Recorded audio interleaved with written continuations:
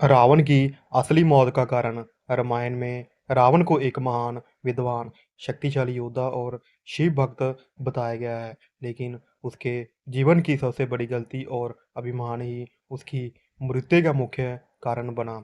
आइए विस्तार से समझते हैं। अहंकार। रावण बेहद विद्वान और ज्ञानी था। उसे वेद पुराण का ज्ञान अध्ययन किया गया था, परंतु उसे का ज्ञान अहंकार में बदल गया। यह भ्रम हो गया कि उसके जैसी शक्ति और विधाता किसी के पास नहीं। यही अहंकार उसे पतन की ओर ले गया था।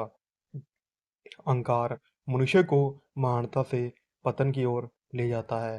सीता हरण की भूल। रावण की असली मौत का कारण उसका सीता हरण था। जब उसने माता सीता का अपहरण किया, तभी से उसके अंत की शुरुआत हो गई। रामायण में यह स्पष्ट है कि जो किसी स्त्री का अपमान करता है, उसका नाश निश्चित होता है। स्त्री का अपमान करने वाला चाहे कितना भी शक्तिशाली क्यों ना हो, उसका पतन तय है। मर्यादा और धर्म की अवहेलना। राम और रावण के युद्ध को केवल शक्ति की लड़ाई नहीं, बल्कि धर्म और अधर्म का युद्ध कहा जाता है। राम ने हमेशा धर्म और मर्यादा का पालन किया, जबकि रावण ने अपने स्वार्थ और वासना के लिए धर्म की सीमाएं तोड़ी।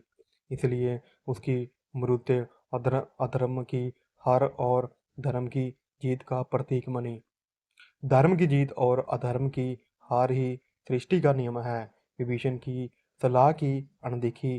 रावण के भाई विभीषण ने कई बार उसे समझाया वह माता सीता का राम को लौटा दे और युद्ध से बचे, लेकिन अहंकारी रावण ने भाई की सलाह ठुकरा दी और उसे राज्य से निकाल दिया गया।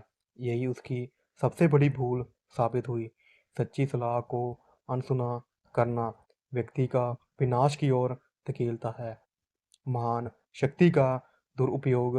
रावण के पास 10 सिर थे, जो उसे 10 गुणों और शक्तियों का प्रतीक थे, लेकिन उसने अपनी शक्ति को दुरुपयोग किया। उसकी इच्छाएं और वासनाएं इतनी प्रबल होगी कि उसने अपने विवेक को खो दिया। शक्ति का गलत उपयोग ही उससे विनाश का कारण बना। शक्ति का सदुपयोग रक्षा करता है, दुरुपयोग विनाश लाता है। रामबाण और रावण का अंत। आखिरकार भगवान राम ने उसकी नाभि में बाण मारा और रावण मारा गया। कहते हैं कि यह बाण केवल धर्म और सत्य के बल से ही चल पाया था। सत्य और धर्म के आगे सबसे बड़ी योद्धा भी टिक नहीं सकता। निष्कर्ष।